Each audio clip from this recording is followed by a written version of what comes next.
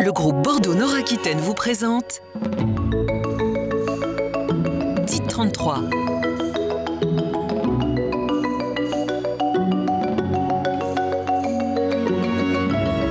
Dites 33. Dites 33. Bienvenue à toutes et à tous dans ce nouveau numéro de Dites 33. Aujourd'hui, c'est à la lutte contre la douleur que nous allons nous intéresser.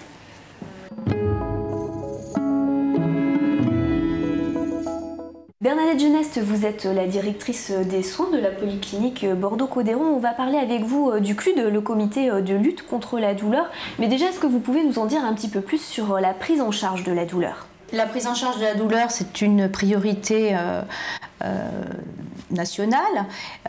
C'est depuis 1998, dans chaque établissement doit être mis en place un comité de lutte contre la douleur, chargé de mettre en place la politique de la prise en charge de la douleur au sein de chaque établissement. Donc évidemment, chaque établissement doit adapter la politique en fonction de la population accueillie.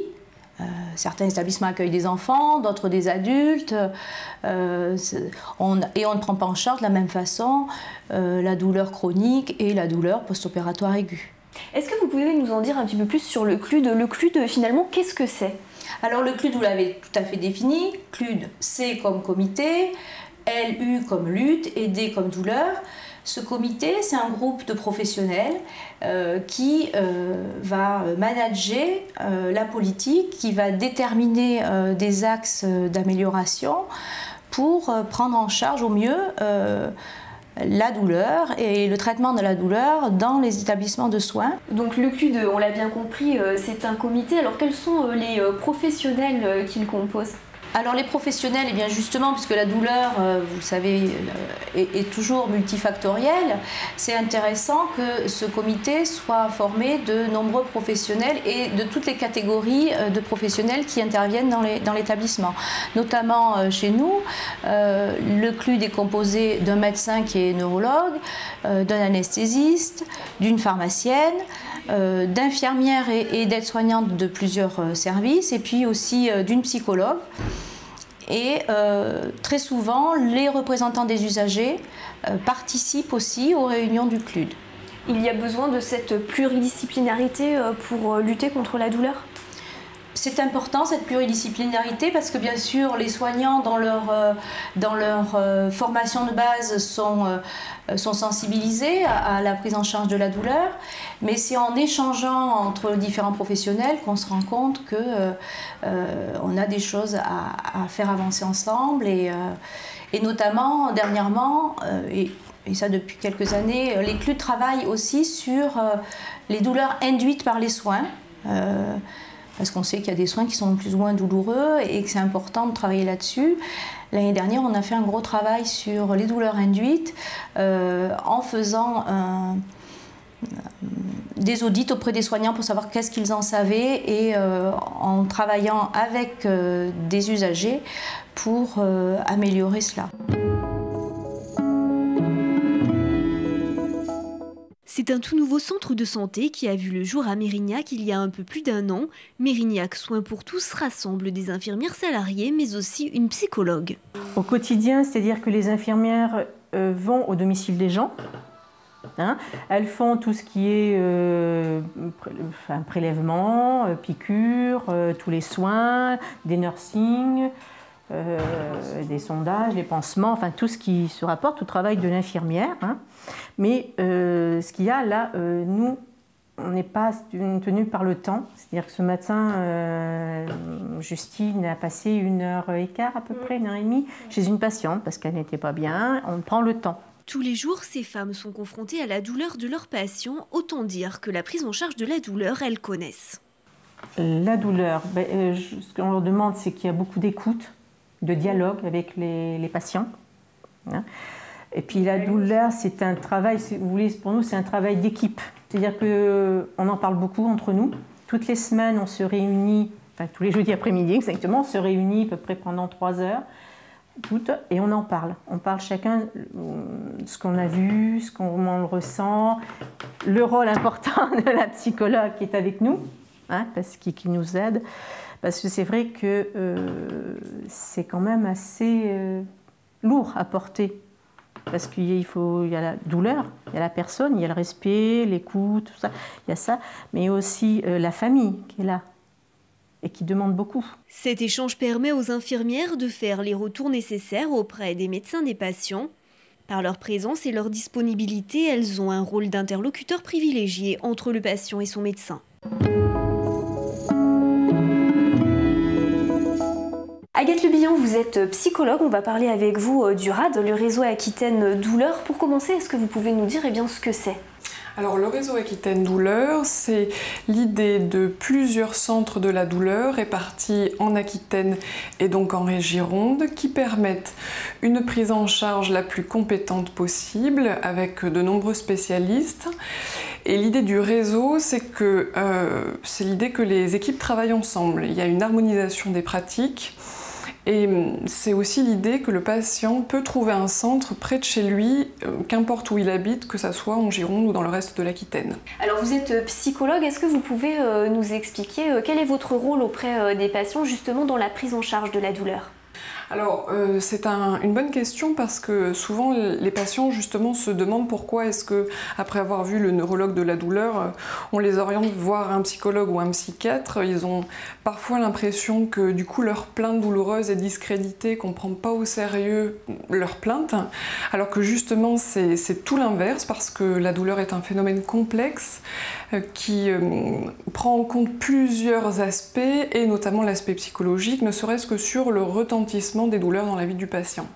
Donc ça, c'est l'un des premiers rôles du psychologue, c'est faire une évaluation du retentissement des douleurs sur la vie du patient, que ça soit dans plusieurs domaines, le domaine professionnel, parce que des fois la douleur chronique implique d'avoir des arrêts de travail ou de se sentir moins performant dans son travail. Mais ça peut être également des retentissements sur la vie familiale. J'ai souvent des patientes migraineuses qui me disent que quand elles ont mal à la tête, elles ne peuvent pas s'occuper de leurs enfants aussi bien qu'elles le souhaiteraient. Donc l'intérêt, c'est de faire une évaluation globale de ce retentissement et bien sûr du retentissement sur le moral du patient parce que la douleur, c'est un phénomène qui est usant. Ce que j'explique aux patients souvent, c'est que c'est comme un marathon, une course de fond, où il faut puiser vraiment dans les ressources pour tenir bon. Ça, c'est sa première mission au psychologue ou au psychiatre. La deuxième, c'est de repérer les éventuelles causes psychologiques qui auraient pu provoquer, maintenir ou aggraver la douleur chronique. Ça peut être par exemple avoir vécu un événement traumatique à un moment qui aurait déclenché des douleurs. Vous perdez un membre proche de votre famille de manière très brutale et peu de temps après vous allez avoir très mal au dos et ces douleurs persistent. Donc ça peut être intéressant de repérer ces événements-là. Par ailleurs, ça peut être l'idée que dans certains cas, vous avez un contexte qui peut être favorisant au niveau des douleurs, comme le contexte professionnel stressant. Si, mettons, vous êtes migraineux, si vous êtes dans votre travail stressé, voire harcelé, que vous n'avez pas de bonnes conditions de travail, c'est évident que vous allez faire plus de migraines. Donc le rôle du psychologue, c'est de pouvoir repérer aussi ces éléments-là pour travailler dessus, car c'est la deuxième mission du psychologue, c'est de pouvoir proposer une prise en charge. Il y en a de deux types. La première, c'est le soutien psychologique, l'accompagnement, voire la psychothérapie quand c'est possible, pour travailler et sur le quotidien de la personne douloureuse chronique, mais également sur ces facteurs contextuels ou événements traumatiques qui auraient été repérés. Le deuxième type de prise en charge qui peut être proposé, ce sont les prises en charge non médicamenteuses, à savoir la relaxation, la sophrologie ou l'hypnose, thérapies qui sont proposées dans la plupart des centres de la douleur.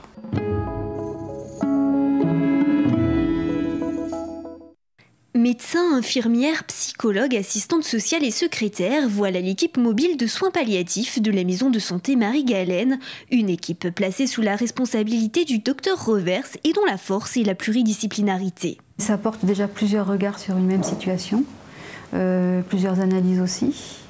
Ça permet aussi de se questionner, d'échanger nos avis différents que l'on peut avoir sur les prises en charge des patients. On a l'habitude de se réunir en début de semaine pour planifier notre semaine de travail.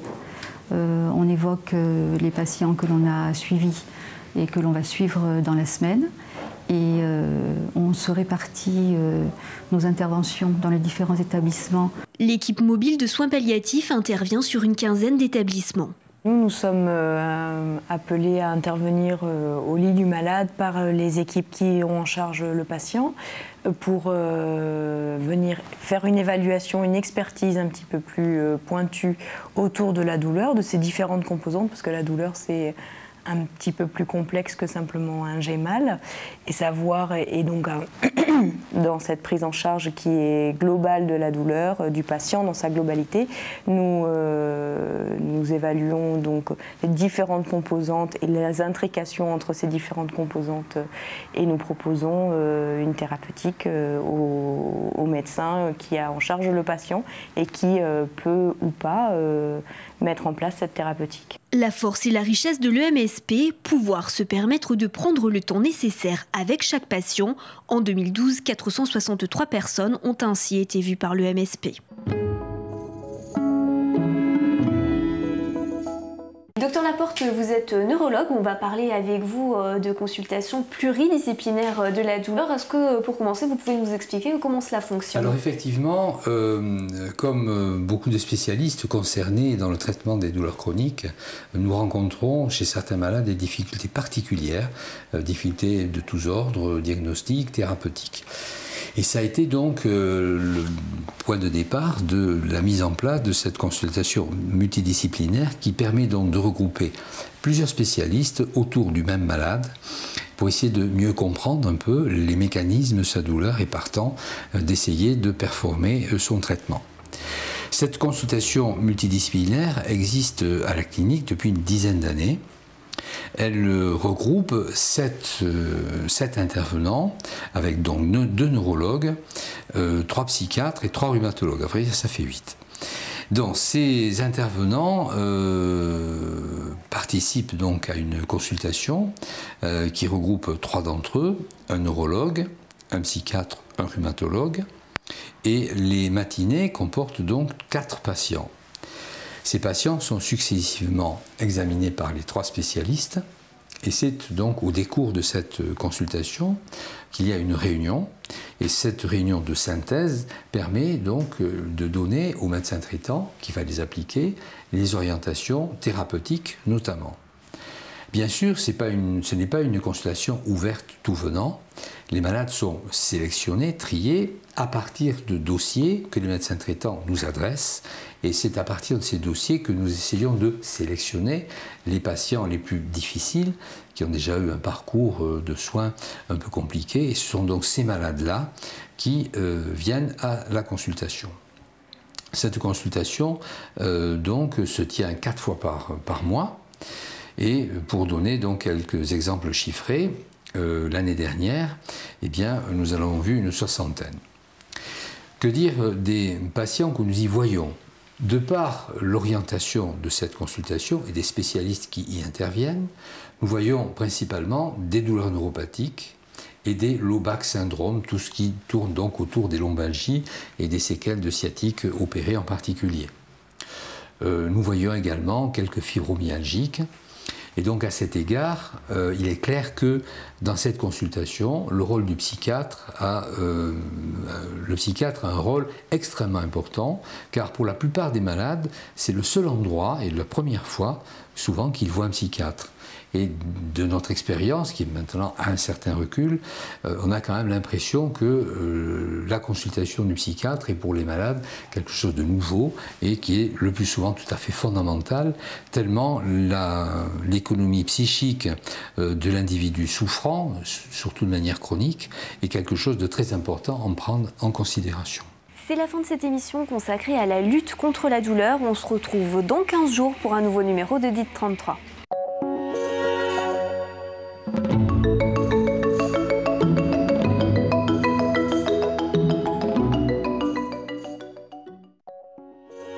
DIT 33 avec le groupe Bordeaux Nord-Aquitaine.